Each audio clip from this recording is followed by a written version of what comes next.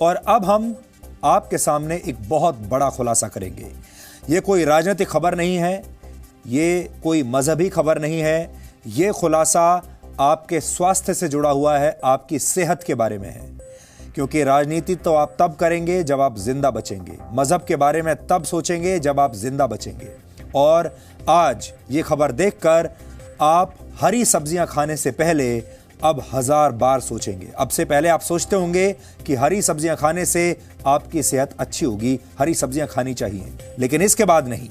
और आपकी इन सब्जियों को खरीदने की हिम्मत भी इस रिपोर्ट को देखने के बाद शायद कभी नहीं होगी।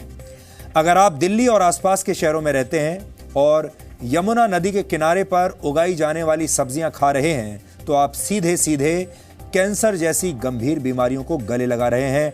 आपकी रसोई में सब्जियां नहीं, कैंसर पक रहा है। आपको याद होगा पिछले महीने डीएनए में हमने दिल्ली में यमुना के किनारे हो रहे अतिक्रमण पर एक रिपोर्ट की थी, आपको वो रिपोर्ट दिखाई थी। हमने आपको तब ये भी बताया था कि कैसे यमुना नदी एक गंदे नाले में तब्दील हो चुकी है, जिसका पानी सिर्फ 3 फीट की गहराई पर ही काला हो जाता है, क्योंकि यमुना के अंदर गंदे नालों और फैक्ट्रियों की गंदगी और खतरनाक केमिकल बह रहे हैं। बारिश के बाद जब यमुना में बाढ़ आती है तो यही गंदगी यमुना नदी के दोनों किनारों पर जम जाती है और फिर इसी गंदगी में खेती होती है, सब्जियां उगाई जाती हैं इसी गंदे पानी में, और इसी गंदगी के बीच ये सारी सब्जियां उगती हैं जिन्हें आप खरीद कर अपने घर ले जाते हैं और फिर इन्हें खाते हैं, ये सोचकर कि ये सब्जियां आपकी सेहत के लिए बहुत अच्छी हैं। इस गंदी और प्रदूषित मिट्टी में तरह तरह की सब्जियां उगाई जाती हैं और लोग उन्हें ताज़ी सब्जियां समझकर खरीद लेते हैं, लेकिन जिस पानी को आप पी नहीं सकते, उसमें उगी हुई सब्जियां आप खा कैसे सकते हैं? ये बात शायद सबको पता होगी कि यमुना किनारे उगाई जाने वाली सब्जियां खाने लायक नहीं है, लेकिन इसका प्रमाण यानी सबूत आज हम आपको दिखाएंगे, क्योंकि हमने इन सारी सब्जियों का और इस मिट्टी का एक वैज्ञानिक परीक्षण करवाया, जिसमें बहुत चौंकाने वाले नतीजे सामने आए हैं। हमने सरकार द्वारा मान्यता प्राप्त एक लेबोरेटरी में घिया, तोरी, भिंडी और मिर्ची का परीक्षण करवाया और साथ ही उस मिट्टी का परीक्षण भी करवाया जहां ये सब्जियां उगाई जाती हैं। उस परीक्षण की रिपोर्ट इस समय मेरे हाथ में है और इस परीक्षण में यह पता चला कि इन सब्जियों में लेड, कैडमियम, मर्करी और आर्सेनिक जैसे खतरनाक हैवी मेटल्स हैं। लेकिन इन हैवी मेटल्स की मात्रा तय कैसे होगी? यानी ये कैसे पता चलेगा कि सब्जियों में कितना लेड होना चाहिए, कितना कैडमियम होना चाहिए, मर्करी या आर्सेनिक कितना होना चाहिए? और इसके लिए हमने FSSAI यानी food safety and standards authority of India के मानकों की जांच की। इस संस्था ने खाने पीने के सामान में हैवी मेटल्स की मौजूदगी के मानक तय किए हुए हैं और पूरे देश में इन्हीं मानकों के आधार पर सामान बेचा जाता है और उगाया जाता है। इस संस्था के मुताबिक सब्जियों में लेड की मात्रा 0.1 ppm यानी पार्ट्स पर मिलियन होनी चाहिए, यानी बिल्कुल ना के बराबर होनी चाहिए। लेकिन हमने जिन सब्जियों का टेस्ट करवाया उनमें लेड की मात्रा 19.34 ppm से लेकर 28.06 ppm तक निकली। यानी सामान्य तौर पर सब्जियों में जितना लेड होना चाहिए उसके मुकाबले यमुना के किनारे उगाई गई सब्जियों में लेड की मात्रा 280 गुना ज्यादा है। इसी तरह सब्जियों में कैडमियम की मात्रा 0.1 से 0.2 ppm होनी चाहिए, लेकिन यमुना किनारे उगने वाली सब्जियों में कैडमियम की मात्रा 2.30 ppm से लेकर 3.42 ppm है, यानी 34 गुना ज्यादा। इन सब्जियों में आर्सेनिक की मात्रा भी बहुत ज्यादा थी, लेकिन गाइडलाइंस में सब्जियों में आर्सेनिक की मात्रा का मानक था ही नहीं। और हम बड़े हैरान हुए इस बात को लेकर जब हमने टेस्ट में और मानकों में यह देखा कि आर्सेनिक के बारे में इसमें जिक्र क्यों नहीं है। और जब हमने इसकी जांच की तो पता चला कि FSSAI ने कभी यह सोचा ही नहीं था कि सब्जियों में आर्सेनिक भी मिल सकता है, और इसीलिए उन्होंने अपने मानकों में आर्सेनिक को शामिल किया ही नहीं, क्योंकि उन्होंने कभी सोचा ही नहीं था कि सब्जियों में कभी आर्सेनिक होगा। लेकिन यह कलयुग है, अब सब्जियों में भी आर्सेनिक आ चुका है, और कितना है हम आपको बताएंगे। हमारी जांच रिपोर्ट में सब्जियों में 209 ppm से लेकर 318 ppm तक आर्सेनिक की मात्रा पाई गई। अब आप सोचिए, जिस आर्सेनिक के बारे में यह कहा जा रहा है कि यह सब्जियों में बिल्कुल भी नहीं होनी चाहिए, वो आर्सेनिक 300 गुना ज्यादा मात्रा में पाया गया। इसी तरह से सब्जियों में 1.0 ppm से ज्यादा मरकरी नहीं होना चाहिए, लेकिन इन सब्जियों में 105 से लेकर 139 ppm तक मरकरी पाया गया। इस वक्त मेरे हाथ में वो सारी रिपोर्ट्स हैं जिनका जिक्र अभी अभी मैंने आपके सामने किया, और मैं इन रिपोर्ट्स को आपके सामने पढ़कर सुनाना चाहता हूं। ये वो रिपोर्ट है, आप देख लीजिए। यहां इसमें कस्टमर नेम जी न्यूज़ लिमिटेड लिखा है, क्योंकि हम ही ने ये रिपोर्ट करवाई है, ये बनवाई है। मटेरियल टेस्टेड में अगर आप देखें, सॉइल यानी वो मिट्टी जहां सब्जी उगाई जा रही है, घिया, तोरी, भिंडी और लाल मिर्ची। सैंपलिंग पॉइंट है यमुना खादर अक्षरधाम पॉइंट। ये दिल्ली का बहुत मशहूर पॉइंट है, यमुना नदी के किनारे। अब जब आप यहां देखेंगे मटेरियल टेस्टेड, ये सॉइल का सैंपल है जो इस समय आपके सामने है। इसी तरह जब हमने घिया को टेस्ट किया तो घिया में लेड की जो मात्रा है वो 28.06 पाई गई है, जबकि मानक जो बताया गया है वो है 0.1 ppm। इसी तरह मरकरी देखिए 139.90, जबकि होना चाहिए 1। आर्सेनिक 318, जबकि होना चाहिए 0। इसी तरह हमने इसके बाद तोरी का सैंपल लिया। तोरी की सब्जी आप हरी सब्जी समझकर बहुत खाते होंगे। लेड की मात्रा है 26.33, जबकि 0.1 होनी चाहिए। कैडमियम की मात्रा है 3.14, जबकि होनी चाहिए 0.2। मरकरी की मात्रा 128, जबकि होनी चाहिए 1। और आर्सेनिक 209, जबकि आर्सेनिक होना ही नहीं चाहिए। इसी तरह भिंडी का सैंपल, लेड की मात्रा 27, मरकरी की मात्रा 118, आर्सेनिक की मात्रा 298, जबकि यह मात्रा 0 होनी चाहिए थी। यहां तक कि जो लाल मिर्च आप खाते हैं, लाल मिर्च के सैंपल में भी लेड की मात्रा 19.34 पाई गई, मरकरी 105 और आर्सेनिक 228 ppm पाया गया, जबकि आर्सेनिक बिल्कुल नहीं होना चाहिए। अब सवाल यह है कि इन हेवी मेटल से आपको क्या क्या बीमारियां हो सकती हैं, क्योंकि कई सौ गुना ज्यादा हेवी मेटल्स इन सब्जियों में आप खा रहे हैं, जितना आपको खाना चाहिए उससे कई सौ गुना ज्यादा। डॉक्टरों के मुताबिक लेड, कैडमियम और आर्सेनिक जैसे तत्वों से लोगों को अलग अलग तरह के कैंसर हो सकते हैं, और इसीलिए आपको याद होगा हमने शुरुआत में कहा कि जब आप इन सब्जियों को खरीद कर ले जाते हैं तो आपकी रसोई में सब्जियां नहीं, कैंसर पक रहा होता है। और इसीलिए आपने ये भी देखा होगा बड़ी संख्या में लोगों को आजकल कैंसर हो रहा है। जो लोग बड़े स्वस्थ माने जाते थे, जो शराब नहीं पीते, धूम्रपान नहीं करते, कैंसर हो रहा है, और लोग बड़े हैरान होते हैं कि कैंसर ऐसे व्यक्ति को कैसे हो सकता है। अब आपको समझ में आया कि अगर आप वर्षों तक ऐसी सब्जियां खाएंगे तो कैंसर आपको घर बैठे मुफ्त में होगा। इससे कैंसर के अलावा आपकी किडनी खराब हो सकती है, बोन मैरो सप्रेशन हो सकता है। इस बीमारी में शरीर को इम्यूनिटी यानी रोगों से लड़ने की क्षमता देने वाले सेल्स बनने कम हो जाते हैं, और इनकी संख्या कम होते ही आपको अपने आप कई तरह की बीमारियां हो सकती हैं, क्योंकि आपके अंदर बीमारियों से लड़ने की क्षमता बहुत कम हो जाती है। इसके अलावा बच्चों में जन्म के साथ ही विकृतियां हो सकती हैं।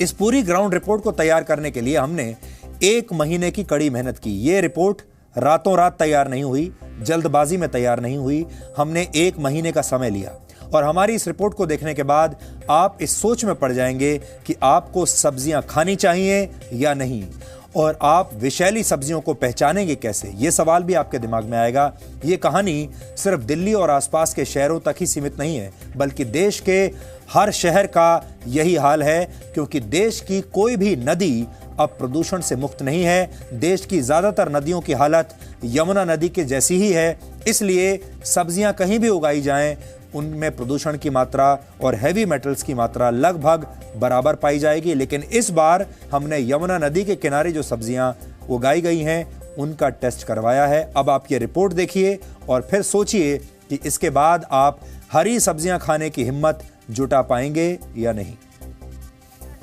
10 रुपए अरे क्या भाव दे रहा भैया? 10 रुपए सही लगा ले। नहीं 10 रुपए नहीं मंदी लगा ले। 4 रुपए 5 किलो लगा लो। 70 रुपए दे रहे मोरे 70 रुपए भाई। 10 रुपए गड्डी 10 रुपए गड्डी छोटी लाचा बड्डी भाई 10 रुपए गड्डी। ताजी भिंडी देख लो। ताजी भिंडी है भाई ताजी 170 रुपए 5 गाड़ी।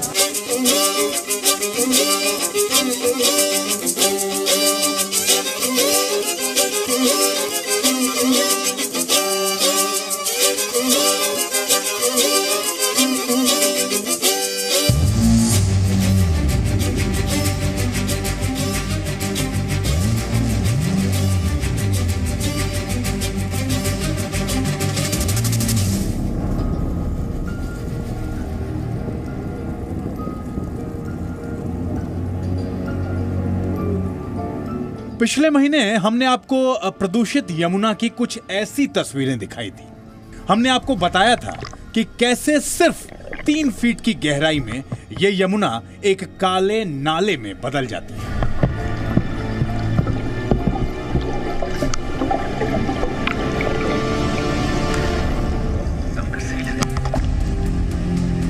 इसकी वजह थी वो गंदगी जो बाद में यमुना के दोनों किनारों पर जम जाती है और फिर इसी गंदगी में होती है खेती।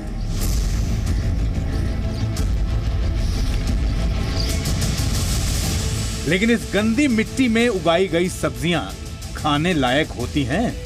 इस सब्जियों को हम जो खाते हैं तो एक तरीके से वो पैथोजेनिक सब्जियां हैं।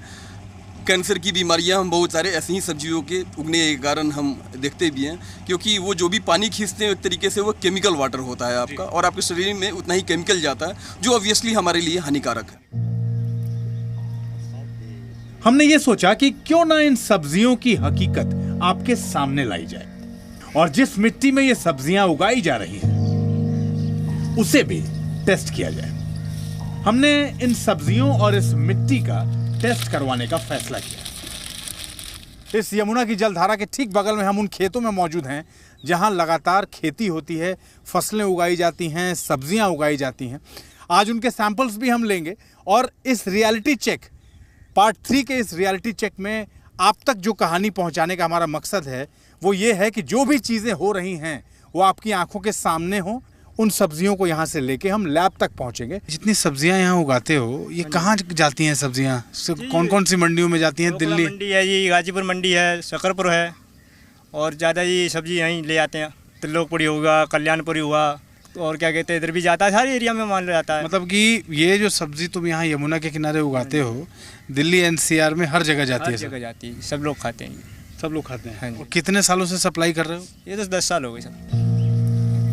इन खेतों से हमने जो सब्जियां टेस्ट कराने के लिए सैंपल के तौर पर उठाई उनमें भिंडी, तोरी, घिया और मिर्च शामिल थी। इन सभी सैंपल्स के साथ हम एक टेस्ट लैब में पहुंचे। यह नोएडा की अथर्वा लैब है जो सरकार से मान्यता प्राप्त लैब है। इसके बाद इन सब्जियों और मिट्टी की टेस्टिंग शुरू हुई और यह बताया गया कि 1 हफ्ते में रिपोर्ट आएगी।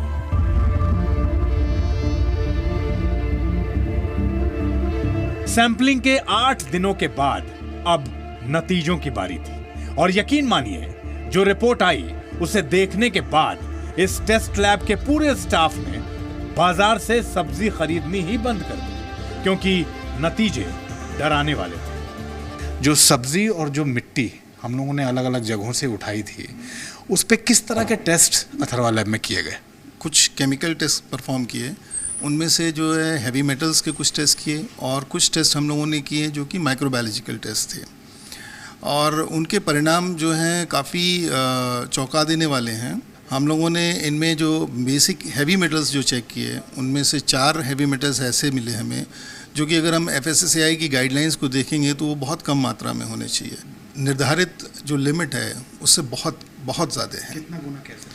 तकरीबन 10 से कहीं कहीं पर 30 गुना तक है।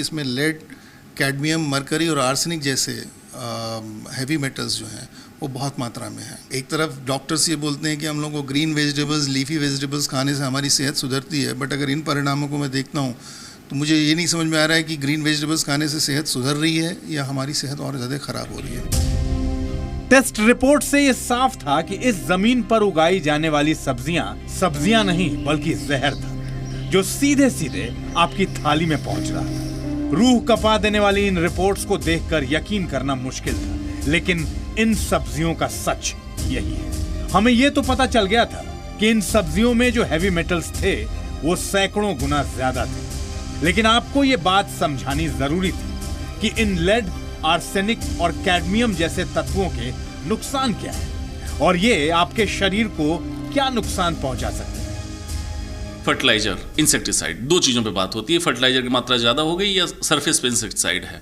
मैं कहता हूँ उसको भी निकालना आसान है। सब्जियों का अच्छी क्लीनिंग हो जाए, छिलका उतार दे तो इंसेक्टिसाइड सरफेस से निकल जाएगा। इनका क्या करेंगे? सब्जियों के एक एक सेल्स, एक एक कोशिकाओं के अंदर जहर भरा हुआ है, किसको निकालेंगे, कैसे निकालेंगे? पुराने ज़माने में राजा के तंत्र में, राजतंत्र जब था तो आर्सेनिक दे के स्लो डेथ की तरफ ले जाया जाता था किसी भी अपराधी को। ये आपके पास भी यही है आर्सेनिक। आपने अपराध नहीं किया लेकिन आपको स्लो पॉइजन खाने पे मजबूर कर दिया गया क्योंकि आप दिल्ली में रहते हैं। ऐसे डरावने नतीजों के बाद अब एक बार फिर उन किसानों के बीच जाना जरूरी था जो ये सब्जी उगाते हैं। हम यमुना किनारों के उन इलाकों में पहुंचे जहां से ये सब्जियां दिल्ली के अलग अलग बाजारों और मंडियों तक पहुंचती।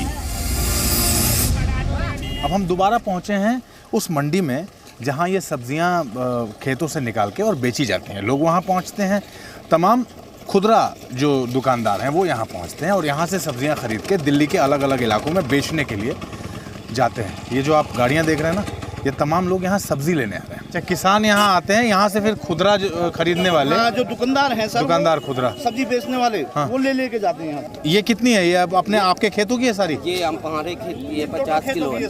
50 किलो जी। क्या रेट दे रहे हो? 170 रुपए की 5 किलो। तो एकदम ताज़ी है ये, सुबह की ताज़ी है, अभी टूटी है, अभी टूट के आई है ताज़ी। ये तो सब्जी उगाने वाले किसानों की बात थी, लेकिन उन लोगों से भी बात करनी जरूरी थी जो हरी हरी सब्जी देखकर इन्हें ताजा समझकर खरीदते हैं, क्योंकि उन्हें ये नहीं पता कि वो सब्जी नहीं बल्कि जहर खरीद रहे हैं। हमारे साथ अभी सब्जी खरीद रहे थे राजेश कुमार, लखनऊ के रहने वाले हैं। तो मैंने इनको देखा और जिस जगह से सब्जी इन्होंने खरीदी, दरअसल वो वही खुदरा दुकानदार है जिसने यमुना के किनारे से आज सुबह सब्जी उठाई है। वहाँ से पूरी सब्जी, वो मूली उसने वहाँ से ली है, वहाँ से उसने भिंडी एक साथ थोक में खरीदी है और अब इसी मार्केट में उसने अपनी दुकान लगाई है। आपको क्या ये बात मालूम है कि ये जो मूली और ये भिंडी जो आपने उस दुकान से ली है वो कहाँ से आई है? कौन सी जगह की है ये? कहाँ की है वो? नॉर्मली हम लोग यहाँ पे आते हैं कि ये लोग आसपास की मंडियों से या फिर यमुना के किनारे से कहीं से लेके आते हैं सब्जियाँ। तो मुझे मतलब इसका इतना पता नहीं है कि कहाँ से है, लेकिन हम लोग फ्रेश देख के लेते हैं कि यहाँ पे सुबह सुबह हमें फ्रेश सब्जी मिल जाए, ताज़ी मिल जाए सब्जी। ताज़ी के लिए यहाँ? हाँ बिल्कुल। कितने सालों से आ रहे हैं यहाँ? यहाँ पे लगभग 7-8 सालों से आ रहे हैं, जब से ये मार्केट, वीकली मार्केट लगती है। यहीं से सब्जी ले जाते हैं? हाँ जी। एक छोटा सा रिपोर्ट आपको दिखाना चाहता हूँ। आपने दरअसल 2 सब्जियाँ ली हैं, मैं आपको भिंडी की रिपोर्ट दिखाना चाहता हूँ। ये जो भिंडी आपने खरीदी है ये यमुना के उसी स्ट्रेच की सब्जी की रिपोर्ट है। ज़रा देखिए एक बार। लेड, कैडमियम, मरकरी और आर्सेनिक, ये चारों हैवी मेटल हैं। इतना शायद आपने अगर केमिस्ट्री पढ़ा हो तो आपको मालूम है। इसमें जो लेवल है ppm, आर्सेनिक है इसमें, इस भिंडी में 298.60, मरकरी है 118.73, कैडमियम है 3.40 और लेड है 27.17। ये तो टेस्ट की रिपोर्ट है और हमने साथ साथ FSSAI का गाइडलाइंस भी रखा है जो भारत सरकार ने अलग अलग चीज़ों के लिए रखी हैं कि कितना ये हैवी मेटल्स कितने होने चाहिए, उनकी परमिसिबल लिमिट क्या है। जैसे अब लेड देख लीजिए, पार्ट्स पर मिलियन बाई वेट, ppm उसी को बोलते हैं, पार्ट्स पर मिलियन बाई वेट 0.5 होना चाहिए। ये सब हैवी मेटल्स 0.5, 0.2, 0.1 इसी के रेफरेंस लेवल में होते हैं और उससे तकरीबन आप ये लगा लीजिए 30-30, 40-40 गुना या उससे भी ज़्यादा इसमें है। ये रिपोर्ट देख के तो मुझे ऐसे लग रहा है हम लोग जहर खा रहे हैं। ये सब्जी नहीं है। नहीं, ये तो हमें खाना ही नहीं चाहिए। शहरों में, महानगरों में रहने वाले नौकरी पेशा कामकाजी लोग, उनकी एक बड़ी खुशी कहाँ छुपी होती है? उनकी एक बड़ी खुशी छुपी होती है 1 तारीख के मोबाइल के उस मैसेज टोन में। जैसे ही 1 तारीख को मोबाइल पर वो मैसेज आता है और आप मैसेज खोल के देखते हैं, मुस्कुराते हैं और परिवार वाले आपसे पूछते हैं सैलरी आ गई क्या, और आप भी बड़ी मुस्कुराहट और खुशी के साथ उनको जवाब देते हैं हाँ आ गई। लेकिन उस मैसेज टोन के पीछे जो खतरे की घंटी लगातार बज रही है उसको आप नहीं सुन पा रहे हैं, और अब मुश्किल आपके लिए शुरू हो चुकी है। इसलिए अब आपके लिए तय करना ज़रूरी है कि आखिरकार आगे करना क्या है, क्योंकि अब आप इस रिपोर्ट के बाद आपको ये पता चल गया होगा कि आप इस खतरे के कितने करीब हैं, या फिर ये खतरा आपके कितने करीब पहुंच चुका है। अमित प्रकाश, जी मीडिया, दिल्ली। वैसे तो हर खबर में हमारी कोशिश यही रहती है कि हम आपको समस्या के साथ साथ उसका हल भी बताएं, उसका समाधान भी बताएं, लेकिन यकीन मानिए आज की इस रिपोर्ट को देखने के बाद हम भी निरुत्तर हैं। हमें भी ये समझ में नहीं आ रहा है कि इन जहरीली सब्जियों से बचने का तरीका क्या है, क्योंकि इस बात की भी कोई गारंटी नहीं है कि ऐसी जहरीली सब्जियां सिर्फ दिल्ली या उसके आसपास के इलाकों में ही उग रही हों। हो सकता है कि ऐसी सब्जियां और भी बहुत सारे इलाकों में उग रही हों, क्योंकि देश में ऐसी बहुत सारी नदियां हैं जो कि पूरी तरह प्रदूषित हो चुकी हैं, जिनका पानी एक गंदे नाले की तरह है, और जहां जहां ऐसी सब्जियां उगाई जाती हैं वहां आपको यही समस्या मिलेगी। आप में से बहुत से लोग ये भी कह रहे होंगे कि वो आज से सब्जियां खाना ही बंद कर देंगे, छोड़ देंगे, लेकिन क्या ये समस्या का हल है? वैसे अपनी रिपोर्ट के दौरान हमने जिन डॉक्टरों से बात की उनका भी यही कहना था कि वो अब अपने मरीजों को हरी सब्जियां खाने के लिए कैसे कहेंगे, शायद कभी नहीं कहेंगे। इस समस्या का हल नदियों को साफ करने में ही छिपा हुआ है, क्योंकि हमारे देश में नदियों को एक गंदा नाला बनाकर छोड़ दिया गया है। इन नदियों में तमाम गंदगियों के अलावा फैक्ट्रियों से निकलने वाले जहरीले केमिकल्स बिना किसी ट्रीटमेंट के छोड़ दिए जाते हैं। ये बहुत शर्म की बात है कि आज़ादी के 71 वर्षों के बाद भी हमने अब तक ऐसा कोई सिस्टम तैयार नहीं किया है जिससे नदियों के पानी को साफ रखा जा सके, नदियों को स्वच्छ बनाया जा सके, जिससे भारत के लोगों को साफ पानी और शुद्ध भोजन का अधिकार मिल सके। और यकीन मानिए आज़ादी के 71 साल के बाद भी आप ना तो साफ पानी पी सकते हैं और ना ही शुद्ध भोजन आपको कहीं भी मिलता है। हमारे देश में मंदिर, मस्जिद, हिंदू, मुसलमान और भारत पाकिस्तान के मुद्दे पर चुनाव होते हैं, लेकिन नदियों को साफ रखना किसी भी पार्टी या सरकार की प्राथमिकता में शामिल नहीं होता, क्योंकि इसमें नेताओं को वोट बैंक नजर नहीं आता, और आप लोग भी तो इन मुद्दों पर कभी वोट नहीं डालते, आप भी दूसरे मुद्दों पर वोट डालते हैं। हमारे देश के संस्कारों में नदियों को पूजनीय माना गया है। नदियों के किनारे पूजा की जाती है। खुद को पवित्र करने के लिए और अपने पाप धोने के लिए भी नदियों में स्नान किया जाता है। आप में से भी बहुत सारे लोगों ने किया होगा, लेकिन सच्चाई यह है कि हमारी नदियां हमारे कर्मों की वजह से ही अब मर रही हैं, दूषित हो रही हैं। फिलहाल इस मामले में कम से कम यमुना किनारे की इस जहरीली मिट्टी में सब्जियां उगाने पर रोक लगनी ही चाहिए। हम चाहेंगे कि सरकार, जो लोग भी सरकार में बैठे हैं और अगर हमें इस वक्त देख रहे हैं, तो यमुना के किनारे होने वाली इस खेती पर तुरंत प्रतिबंध लगना चाहिए। जो किसान यमुना के किनारे सब्जियां उगा रहे हैं उन्हें तुरंत रोका जाना चाहिए, क्योंकि ये सारे किसान अवैध रूप से यमुना किनारे की जमीन पर कब्जा करके बैठे हैं और जहरीली सब्जियां उगाकर आप सबको मौत बांट रहे हैं। ये भी एक तरह का अतिक्रमण है और एक तरह का अवैध कब्जा है। ये सारे लोग आपको मौत बांट रहे हैं और आप खुशी खुशी पैसा देकर इस मौत को खरीद रहे हैं। आपको सावधान होने की जरूरत है। और आपको यह भी बता दें कि असल में जब हमने इस पूरे प्रोजेक्ट पर काम करना शुरू किया था, हमारी पहली खबर सब्जियों पर नहीं थी। हम यमुना किनारे गए थे ये देखने के लिए कि कैसे यमुना के आसपास अतिक्रमण हो रहा है, अवैध कब्जे हो रहे हैं, गैर कानूनी मकान बनाए जा रहे हैं, बिल्डिंग्स बनाई जा रही हैं। लेकिन जब हम वहां पर पहुंचे तो हमने यमुना में प्रदूषण देखा, फिर यमुना के प्रदूषण की जांच की, पानी की जांच की, और पता चला कि यमुना का पानी काला हो चुका है, गंदे नाले की तरह। फिर यह पता चला कि इस गंदे नाले में सब्जियां उगाई जा रही हैं, और फिर हम उन सब्जियों को लेकर एक लैब में गए, लैब में टेस्ट करवाया, और जो कुछ टेस्ट के नतीजे आए वो आज आपके सामने हैं।